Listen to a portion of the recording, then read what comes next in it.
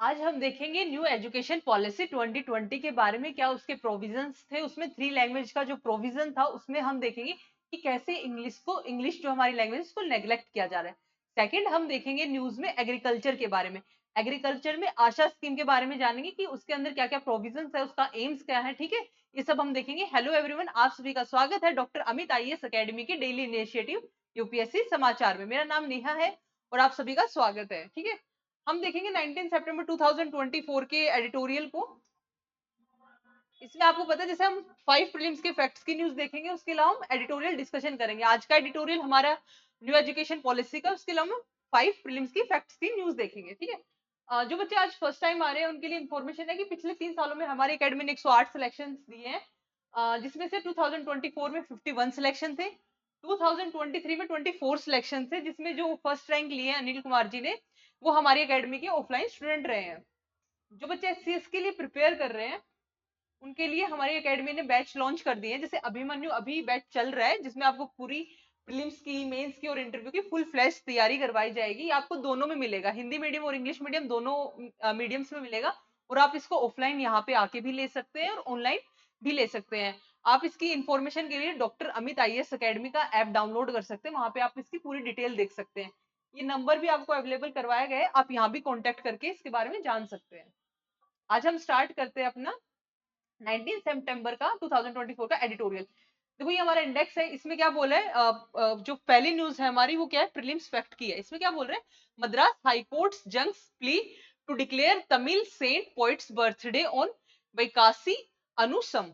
ठीक है, इसमें क्या बोल रहा है कि जो उनके एक सेंट है, उनका जो बर्थडे इसी दिन, जो आपका ये वैकासी अनुसम वाले डे को मना कर दिया गया है कि उस दिन नहीं सेलिब्रेट किया जाएगा। तो कौन पॉइंट है उसके बारे में अपन पूरा देखेंगे कि क्यों वो फेमस है, बहुत इंपॉर्टेंट हो जाता है। प्राइम मिनिस्टर ने भी उनका बहुत बार नाम लिया है, तो हमारे प्रीलिम्स के रिगार्डिंग वो इंपॉर्टेंट हो जाते हैं, प्री फैक्ट में आपका इंपॉर्टेंट हो जाता है। सेकंड, हमारी साइंस एंड टेक्नोलॉजी से रिलेटेड है।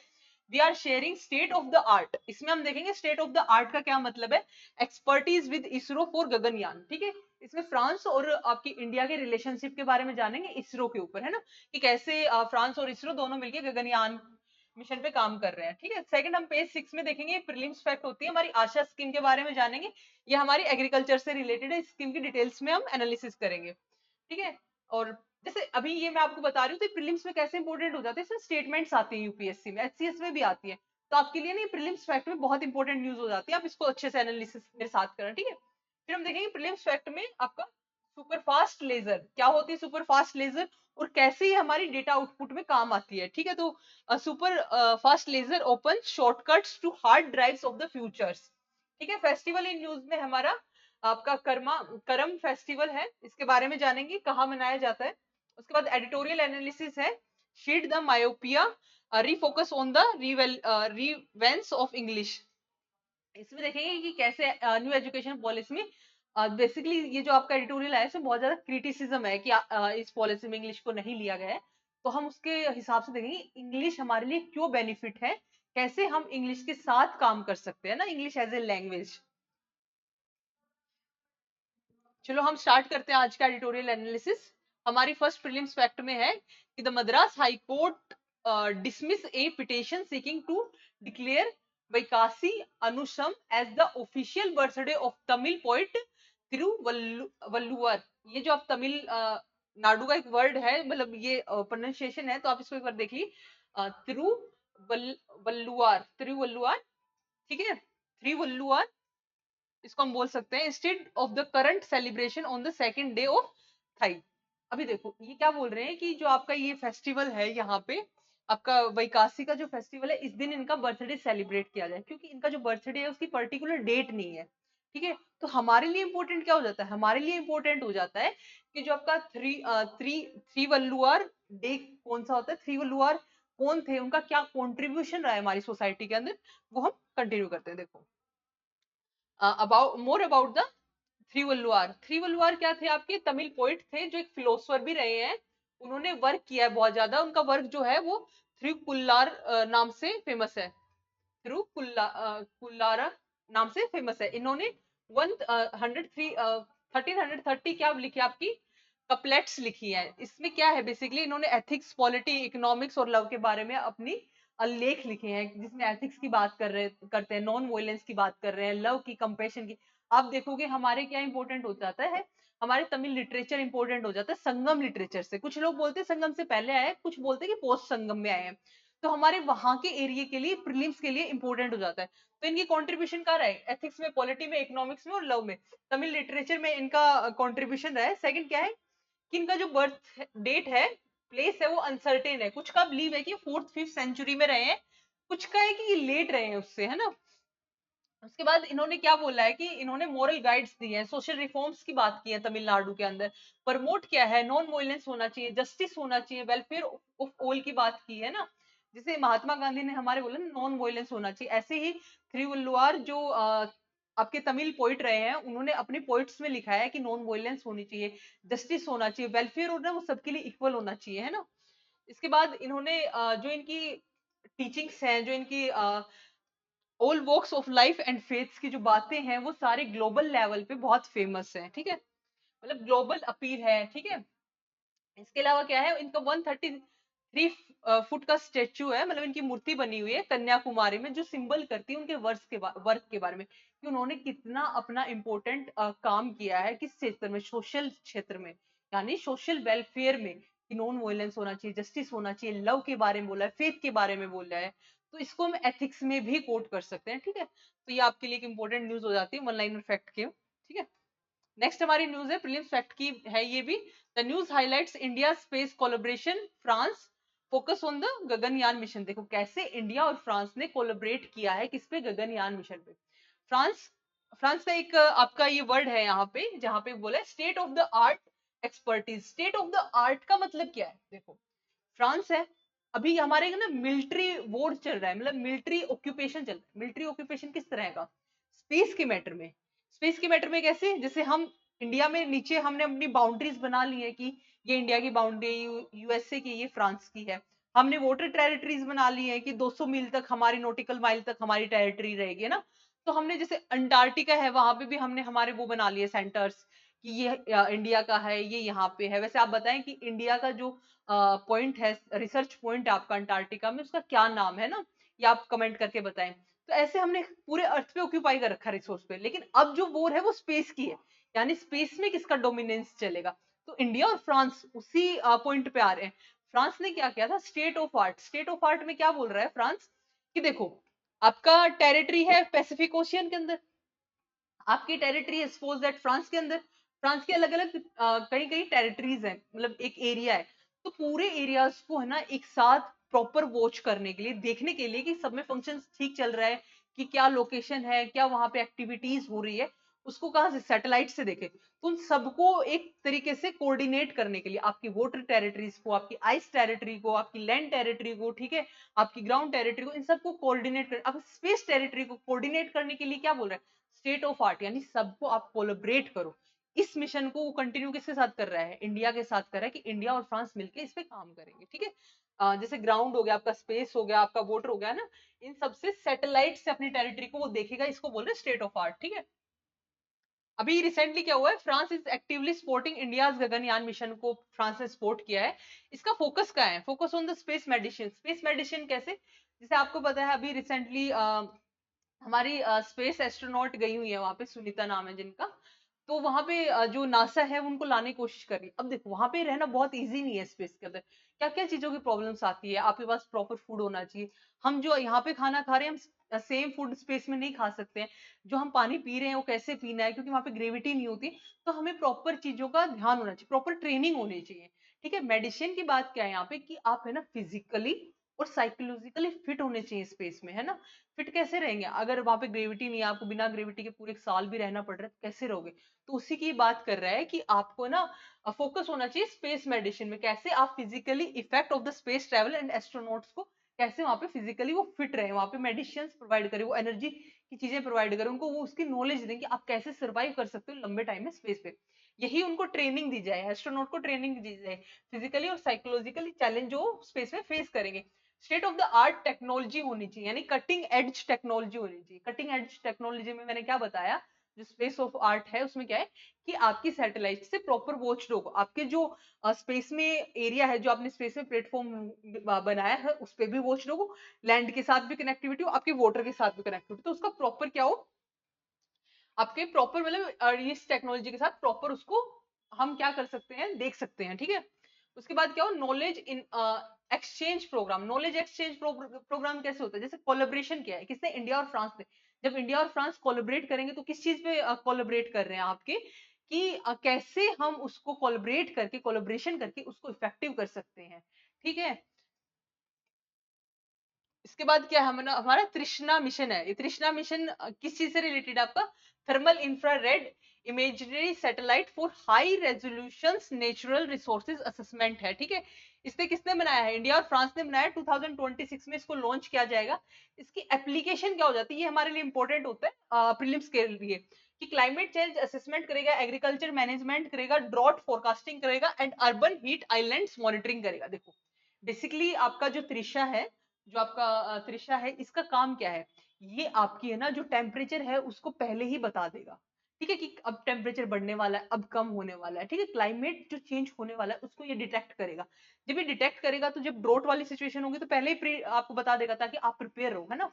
दूसरा क्या बोल रहा है कि आपकी फ्लड आने वाली, आपको उससे बता देगा, ठीक है। तीसरा क्या बोल रहा है कि आपकी एग्रीकल्चर में क्या इफेक्ट पड़ने वाला है, अगर इस साल बहुत कम बारिश होने वाली तो हम उस हिसाब के एग्रीकल्चर लगाएंगे ना। तो ये क्या कर रहा है, ये आपको पहले ही प्रिडिक्ट कर रहा है कि हाईलैंड बनेंगे कि नहीं बनेंगे, हीट वेव आएगी कि कोल्ड वेव आएगी।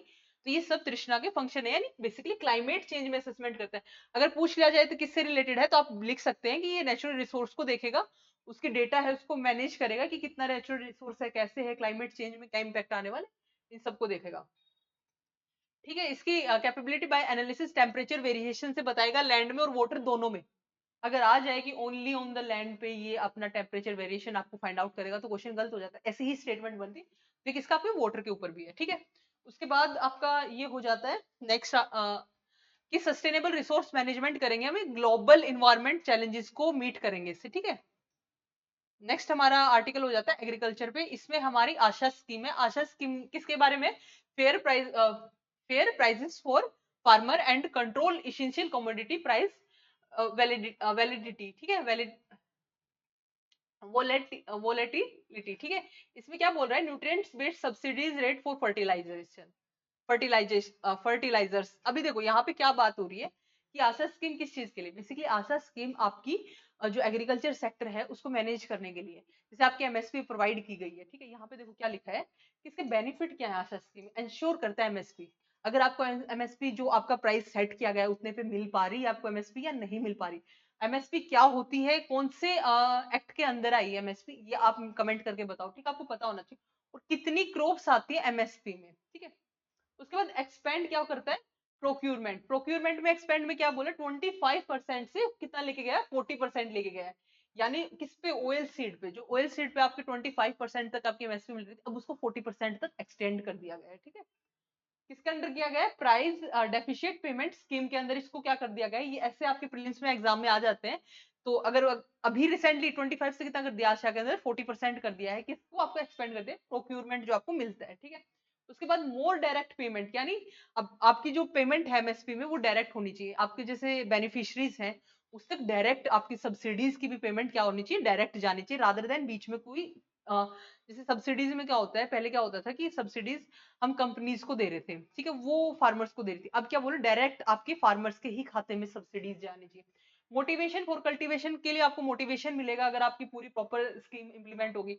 बफर स्टॉक अगर आप रखते हैं आनियन का, ठीक है, पोटैटोज का, टोमेटोज का, तो आपके पास क्या होगा, स्टोरेज होम्स बनेंगे, तो उसमें क्या होगा, आपको बफर स्टॉक बेनिफिट्स में मिलेंगे। ई प्लेटफॉर्म इंटीग्रेशन है, ये आपके इंपॉर्टेंट हो जाता है। ई समृद्धि और ई संयुक्ति, ई संयुक्ति और समृद्धि पोर्टल है वो क्या बेनिफिट करेंगी, MSP even market price is drop. अगर आपके मार्केट प्राइस कम हो जाते हैं, एमएसपी अगर 18 रुपए की है और आपके मार्केट प्राइस इससे भी कम चले जाते हैं ना, मतलब आपके बहुत ही कम चले जाते हैं, एमएसपी से भी ड्रॉप हो जाते हैं, तो आपको ये जो पोर्टल्स है, कौन से, ई समृद्धि और ई संयुक्ति, ये प्रीलिम्स के लिए इंपॉर्टेंट हो जाते हैं, ये आपकी हेल्प करेंगे उसको मीट करने में। सपोर्ट करेंगे किसके लिए? फॉर पेरिशिएबल। पेरिशिएबल चीजें कौन से गुड्स होते हैं जो खराब हो जाते हैं, जैसे टोमेटो कुछ ज्यादा दिन आप स्टोर करके नहीं रख सकते, वो खराब हो जाए। तो ऐसी जो आपकी क्रॉप्स हैं जो इसको पेरिशिएबल बोला जा रहा है, जो खराब हो जाएंगी, उसको भी मैनेज करेगा, उसको सपोर्ट करेगा, ठीक है, प्रॉपर। उसके बाद प्रधानमंत्री अन्नदाता आय ये क्या है? संरक्षण अभियान। इसमें आशा की फुल फॉर्म है। इसमें ऑब्जेक्टिव क्या है कि आपका रेम्यूनरेटिव प्राइस मिले। रेम्यूनरेटिव प्राइस मतलब जितना आपने खेत में काम किया है, जो आपकी लागत है, उतना एटलीस्ट आपको प्राइस मिले। अगर किसी प्रकार की आपकी क्या मतलब जो क्रॉप है वो खराब हो जाती है, देखो इसके ऑब्जेक्टिव क्या देख रहे हैं, उतना प्राइस मिले जितने में आपकी जो फसल आपने लगाई है, आपने जिसमें उसमें लेबर कॉस्ट डाली है, आपकी जो उसकी लागत आई है वो मिले। उसके अलावा अगर वो खराब हो जाती है किसी भी वजह से, तो आपको मिटिगेट प्राइस मिले, ठीक है, जितना उसकी अमाउंट है उतना प्राइस मिले। ठीक है, इसके कंपोनेंट क्या है कि प्राइस सपोर्ट्स की मैं प्राइस को देखती है, आपके एमएसपी पे मिल रहा है कि नहीं मिल रहा है, एमएसपी पे मीट नहीं हो रहा है, मार्केट प्राइस अगर कम जा रहे हैं तो उसको भी मीट करना इसकी डिमांड है, ठीक है, मतलब ये कंपोनेंट्स है इसके।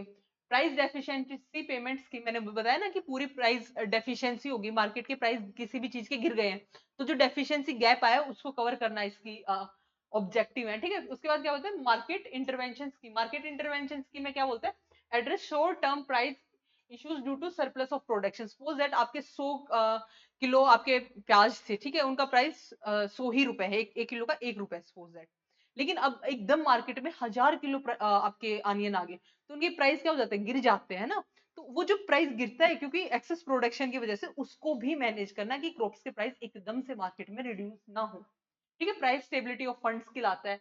फाइनेंशियल एलोकेशन 35,000 करोड़ इन्होंने एलोकेट किया है 15 फाइनेंस साइकिल में भी बोला गया है ड्यूरिंग द, ठीक है। इसमें फार्मर प्रोटेक्शन होगा। फार्मर प्रोटेक्शन कैसे होगा कि MSP for the produce and protecting farmer for fluctuating market price. जो मार्केट प्राइस में जो फ्लक्चुएशन आ रही है, कभी ज्यादा हो रहा है, कभी कम हो रहा है, बहुत कम हो रहा है, तो उसको क्या करेगा, ये मैनेज करेगा। कंज्यूमर प्रोटेक्शन भी देखेगा, जैसे स्टेबल आपके जैसे कंज्यूमर में क्या होता है कि प्याज का जो भाव है, जैसे आनियन का जो प्राइस है आपका मार्केट में 200 रुपए किलो चले गए, तो वो तो बहुत, क्योंकि सबने स्टॉक करके रख लिया, तो कंज्यूमर के लिए भी थोड़ा सा देखने वाली सिचुएशन होती है, तो उसको भी ये फेस करेगा। ओवरऑल इम्पैक्ट इसका क्या होगा कि दोनों को, कंज्यूमर को भी और आपके प्रोड्यूसर को भी, दोनों को लेके चलेगी आपकी आशा स्कीम, इसका पूरा वो है, ठीक है। नेक्स्ट हमारी साइंस एंड टेक्नोलॉजी से रिलेटेड न्यूज हो जाती है। इसमें क्या है आपका, जो आपका अल्ट्रा फास्ट लेजर है, देखो क्या होता है, अल्ट्रा फास्ट लेजर्स है ना, क्या काम करती है, जैसे ये सपोज दैट आपका बॉक्स है, तो अल्ट्रा फास्ट लेजर्स क्या करेगी, आपकी डेटा है, ठीक है, बहुत सारी डेटा है, तो उस डेटा को ऐसे फ्लक्चुएट होकर जल्दी जल्दी क्या करेगी, रीड आउट करेगी और उसको कंबाइन करेगी, मतलब आपके डेटा को बहुत जल्दी प्रोसेस करेगी हार्डवेयर में, ठीक है। ये क्या कर रहा है आपका, जो आपका ultra fast laser have achieved spin current in just 2 femtoseconds, ठीक है। क्या बोल रहा है कि जो आपका अल्ट्रा फास्ट जो लेजर लेजर है, वो आपका क्या कर रहा है, स्पिन कर रहा है बहुत फास्ट, यानी 2 फेम्टो सेकेंड, फेम्टो सेकेंड के भी बहुत छोटे हिस्से पे वो क्या कर रहा है, उस डेटा को रीड आउट कर रहा है। अब इतना जल्दी अगर कोई चीज रीड आउट करेगी तो आपके लिए कहाँ इंपॉर्टेंट हो जाए, जैसे क्वांटम कंप्यूटिंग हो गया, मशीन लर्निंग हो गया, जैसे बड़ी बड़ी डेटा है आपकी, जो स्पेस टेक्नोलॉजी से रिलेटेड डेटा, उनको हमें कितना इजीली हम कर सकते हैं। और जिस कंट्री के पास ये होगा उसको एडवांटेज मिलेगा ना, कि वो जल्दी डेटा को, अभी एक इंसान है वो बहुत स्लो स्लो रीड आउट कर रहा है पूरी डेटा को, एक 2 फेम्टो सेकेंड में रीड आउट कर रहा है, तो उसको कितना बेनिफिट होगा ना। तो इसी पे आपका है कि इसके क्या क्या वो होंगे, स्पिनट्रॉनिक बेसिस, जैसे hard drives use electronic spin states up and down में, मैंने बताया ना कि ऐसे अप एंड डाउन करके उसको रीड आउट करेगा। फास्टर डेटा स्टोरेज होगा और मैनिपुलेटिंग दी स्पिनल स्टेट्स क्विकली, यानी जो मैनिपुलेट होते हैं, जैसे डाटा में एरर आएंगे उनको आने ही नहीं देगा, बहुत फास्ट रीड कर लिया, तो इसमें जो मैनिपुलेशन के कारण है उनको कम कर देता है और क्विक डेटा को क्या करता है, रीड करता है। नीड फॉर स्पीड, स्पीड को क्या कर देता है, फास्ट कर देता है स्पिन करंट को, ठीक है। क्विक डेटा प्रोसेस करता है। रोल क्या होता है, अल्ट्रा फास्ट लेजर का क्या करेगा आपका, rapidly changing the spin state of the electrons. New achievement क्या हुई है कि 2 फेम्टो सेकेंड में वो क्या कर रहा है, आपका रीड आउट कर रहा है प्रीवियसली मेथड से ना। इसके इम्प्लीकेशंस ऑफ हार्ड ड्राइव्स, देखो इसके इम्प्लीकेशन हमारे लिए इंपॉर्टेंट हो जाते हैं। जो हमारे सॉफ्टवेयर होते हैं, हार्डवेयर होते हैं, हार्ड ड्राइव्स जो होती है हमारी, वहां पे क्या होगा, ये बहुत जल्दी आपकी जो डेटा है आप जो भर रहे हो, ठीक है, आपकी स्पेस से रिलेटेड या किसी भी चीज से रिलेटेड आपकी डेटा, उसको बहुत जल्दी प्रोसेस करके आपको लाएगा। जैसे मशीन लर्निंग में हम 3 दिन से पढ़ रहे हैं, आपके एआई में, ठीक है, आपके क्वांटम कंप्यूटिंग, सब में बहुत हेल्प करेगा ये, ठीक है। फ्यूचर टेस्टिंग में आपके लिए क्या है, मतलब कम एरर के साथ आपको बेटर रिजल्ट प्रोवाइड करेगा। इसके बाद हमारा करम फेस्टिवल होता है। करम फेस्टिवल किस चीज से रिलेटेड है? देखो ये हार्वेस्ट फेस्टिवल है, जब आपकी फसल कटने वाली होती है तब इसको हम वो करते हैं। किस चीज के लिए यूज होता है ये? करम पूजा है, इसको थ्री सिंबल में यूज किया जाता है, फर्टिलिटी, प्रोस्पेरिटी और एवरीथिंग दैट इज ऑस्पिशियस। आपकी इन तीन सिंबल्स के लिए यूज किया जाता है। एग्रीकल्चर बाय ट्राइबल्स, जब एग्रीकल्चर करते हैं उनका हार्वेस्ट सीजन आता है तब इस फेस्टिवल को मनाया जाता है। हमारे लिए इंपॉर्टेंट हो जाता है कि ये कहाँ कहाँ बनाया जाता है। देखो कहाँ कहाँ मतलब सेलिब्रेट किया जाता है आपका। मुंडा हो, ओरांग, बैगा, खारिया, संथाल पीपल इसको सेलिब्रेट करते हैं। कहाँ होता है? झारखंड, वेस्ट बंगाल, बिहार, मध्य प्रदेश, छत्तीसगढ़, असम और उड़ीसा, इन सब में आपकी बनाया जाता है। ठीक है, मतलब सेलिब्रेट किया जाता है। अब अपना लास्ट आता है एडिटोरियल डिस्कशन। एडिटोरियल एनालिसिस में हम देखेंगे, आज हमारी आई हुई है न्यू एजुकेशन पॉलिसी से। यहाँ पे कोई क्वेश्चन देखो, discuss how the national education policy NEP 2020 effect the spread of English language, English education in India. कैसे आपकी जो नेशनल एजुकेशन पॉलिसी है वो इंग्लिश एजुकेशन को स्प्रेड कर रही है इंडिया में, या उसके लिए क्या क्या इफेक्ट पड़ रहे हैं। ठीक है, इसको हम देखेंगे। देखो कॉन्टेक्स्ट क्या है कि India's education policy like NEP 2020 have downplayed the importance of English despite its role helping people access better jobs and opportunity। देखो एक बार मैं इसका सार बता देती हूँ आपको आर्टिकल का। ये क्या बोल रहा है? New education policy basically criticise कर रहा है आपकी न्यू एजुकेशन पॉलिसी को। तो हमारे लिए पूरा क्रिटिसिज्म इतना इंपॉर्टेंट नहीं होता कि हम एक पॉलिसी की इतने क्रिटिसिज्म करें, लेकिन आपके लिए कुछ एक जो आपकी नेगेटिव साइड है ना वो हमें देखनी पड़ेगी। क्या नेगेटिव साइड है इस पॉलिसी की? इंग्लिश लैंग्वेज है आपकी, ठीक है, उसको क्या बोल रहा है? धीरे धीरे नेग्लेक्ट कर रहा है कि थ्री लैंग्वेज होनी चाहिए, आपकी लोकल लैंग्वेज होनी चाहिए, आपकी हिंदी होनी चाहिए ना, इन पे फोकस होना चाहिए। इंग्लिश को अगर ये धीरे धीरे नेग्लेक्ट कर रहा है तो इस आर्टिकल में क्या बोल रहा है कि पॉलिटिकल रीजंस है। ये आर्टिकल के जो एडिटर है उन्होंने बोला कि इसके पॉलिटिकल रीजंस की वजह से क्या बोल रहा है कि इंग्लिश लैंग्वेज साइड में करो धीरे धीरे, मतलब करते जा रहे हैं। तो अब जो इंग्लिश लैंग्वेज है वो क्यों इंपॉर्टेंट है? क्योंकि ग्लोबल लेवल पे हमारे सारे फंक्शन किस में होते हैं? इंग्लिश लैंग्वेज पे होते हैं। अभी देखो ये डिस्क्रिमिनेशन नहीं हो जाएगा कि अभी तो जो गरीबों के बच्चे पढ़ने शुरू कर रहे हैं हम उनको बोल रहे हैं नहीं तुम्हें इंग्लिश नहीं पढ़नी, लेकिन जो रिच फैमिली वो तो आज भी इंग्लिश पढ़ेंगे। तो वो एक डिफरेंस हमेशा मेंटेन रहेगा। एक तो ये नेगेटिव इंपैक्ट बता रहे हैं। सेकंड क्या बोल रहे हैं कि इंग्लिश एज ए लैंग्वेज हमारी जॉब, हमारी अदर अपॉर्चुनिटीज में, हमारे ग्लोबल लेवल एम्प्लॉयमेंट में बहुत इंपॉर्टेंट है। अगर हम वहां से इंग्लिश को हटा दे रहे हैं तो हमारे लिए कंसर्न हो जाता है कि हम ग्लोबल लेवल पे कैसे compete कर पाएंगे विद अदर कंट्रीज। ठीक है, तो ये आपका आर्टिकल है English as a social economical ladder. इसमें क्या बोल रहा है? चिल्ड्रन टू स्पीक इंग्लिश, वही बोल रहा है मैंने जो आपको बताया कि उनके पास अपॉर्चुनिटी रहेगी, वो बेटर कर पाएंगे।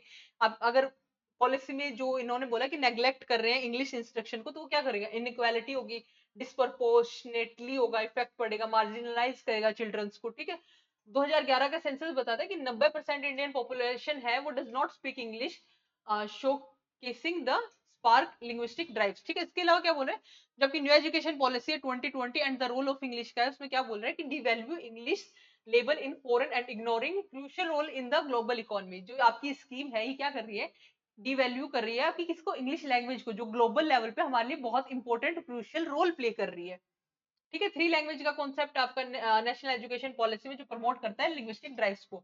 इसके लिए क्या करें? कॉन्स्टिट्यूशन में हमारे क्या सेफ गार्ड है? आपको पता है हमारी कोई नेशनल लैंग्वेज नहीं है, बट हमारी कॉन्स्टिट्यूशनल लैंग्वेज है आपकी हिंदी और इंग्लिश। ठीक है, उसके बाद क्या बोलूं? बैलेंस न्यूट्रलिटी की। आप हम मुझे ये बताओ कि कौन सा शेड्यूल है हमारे कॉन्स्टिट्यूशन के अंदर जो लैंग्वेज से डील करता है? शेड्यूल और कौन सा पार्ट है? तो ये आप मुझे कमेंट करके बताओ। ठीक है, अभी English serves as a tool for education, trade, laws and communication while regional language preserve India's culture and heritage. ये क्या बोल रहा है कि इंग्लिश जो लैंग्वेज है ना वो किस चीज की? आपकी आपकी ट्रेड की, कम्युनिकेशंस की, आपकी एम्प्लॉयमेंट की लैंग्वेज है। लेकिन जो आपकी रीजनल लैंग्वेज है वो किसकी? आपकी कल्चर की लैंग्वेज है। इसका मतलब ये नहीं है कि हम रीजनल लैंग्वेज को हटा दें, क्योंकि हमारे 1600 लैंग्वेज हैं जो एक्सटेंट हो गई हैं, हमें उनको भी प्रोटेक्ट करना है, बट हम इंग्लिश लैंग्वेज को नेग्लेक्ट नहीं कर सकते, ये आर्टिकल बोल रहा है। ठीक है, डिमांड क्या है इसकी पोस्ट लिबरलाइजेशन में कि 1991 के बाद जो डिमांड थी वो एकदम इसकी सर्टेनली राइज हुई है, ग्लोबल इकोनॉमिक ट्रेंड बन गया है। ठीक है, हिस्टोरिकल बायस्ड है English language, three language formula है। ठीक है, 1968 में इंट्रोड्यूस करा था three language formula to spread Hindi and non Hindi speaking regions के लिए, but faced a strong opposition, इसको फेस करना पड़ा था तमिलनाडु स्टेट के अंदर। ठीक है, पॉलिसी का फोकस बेसिकली हिंदी और संस्कृत पे है by culture and political motives, ये बोल रहा है आर्टिकल। ठीक है, आपको इतने पॉइंट्स नहीं मेंशन करने, इतना क्रिटिसिज्म किसी भी गवर्नमेंट पॉलिसी का नहीं करना है। ठीक है, अभी चाइना का एक मॉडल दिया गया है इसमें कि कैसे ग्लोबल नीड को मीट करने के लिए चाइना इंग्लिश का यूज कर रहा है। टू लैंग्वेज फॉर्मूला होना चाहिए हमारे पास, रीजनल लैंग्वेज होनी चाहिए और एक इंग्लिश होनी चाहिए, ठीक है। कंक्लूजन क्या है कि government must promote English as a vital tool for nation and आपका इंटरनेशनल कम्युनिकेशन के लिए इंग्लिश को भी गवर्नमेंट को प्रमोट करना चाहिए, not as competitor of Indian language, Indian language की कॉम्पिटिटर की तरह नहीं, बट ग्लोबल लेवल पे क्या चीजें हो रही है उसके लिए देखो। इसके पॉजिटिव भी हम देख सकते हैं कि हमें जैसे इंग्लिश आपकी ग्लोबल लेवल पे है, ऐसे हमारी भी तो लैंग्वेज, हिंदी लैंग्वेज भी तो ग्लोबल लेवल पे आ सकती है। तो हमें हमारी लैंग्वेज में भी फोकस करना चाहिए। बेसिकली तो पूरा क्रिटिसिज्म है, बट आप इसके पॉजिटिव फैक्टर्स देख के भी लिखो, ठीक है। इसके अलावा आपके कुछ क्वेश्चंस हो जाते हैं, देखो तृष्णा मिशन डील टू, तृष्णा मिशन किस चीज से डील करता है, किस चीज से, आपके आर्टिकल में मैंने बताया है आपको, ये लिखो, ठीक है। उसके बाद which article deal with languages, जो हमारे कॉन्स्टिट्यूशन में लैंग्वेज है उनसे कौन कौन से आपके आर्टिकल्स डील करते हैं वो आप मेंशन करो, ठीक है। आपका एक सरलम्मा, समक्का सरलम्मा जात्रा फेस्टिवल है, ये आपका न्यूज में रहा है, समक्का सरलम्मा जो फेस्टिवल है कि वो न्यूज में रहा है, ये आप देखो, ठीक है। सेलिब्रेट इन विच स्टेट, किस स्टेट में इसको सेलिब्रेट किया जाता है, ठीक है, आपका समक्का सरलम्मा फेस्टिवल को। नेक्स्ट हमारा फोर्थ क्वेश्चन होता है MSP provides how many crops, कितनी क्रॉप्स पे आपके एमएसपी प्रोवाइड है, ठीक है। अब उन क्रॉप्स के अगर आपको नेम भी पता है तो आप प्लीज कमेंट में क्रॉप्स के नेम भी लिखो। उसके बाद national science day celebrated on which day, किस डे पे आपका नेशनल साइंस डे सेलिब्रेट किया जाता है। तो ये आपके 5 क्वेश्चंस थे, ठीक है, जो आर्टिकल से ही मैंने एक एक उठाए हैं, ठीक है। आप इनको कमेंट में आंसर करो। आज का हमारा एडिटोरियल यहीं पे खत्म होता है। थैंक यू एवरीवन, मिलते हैं कल 20 सितंबर के एडिटोरियल के साथ। Thank you.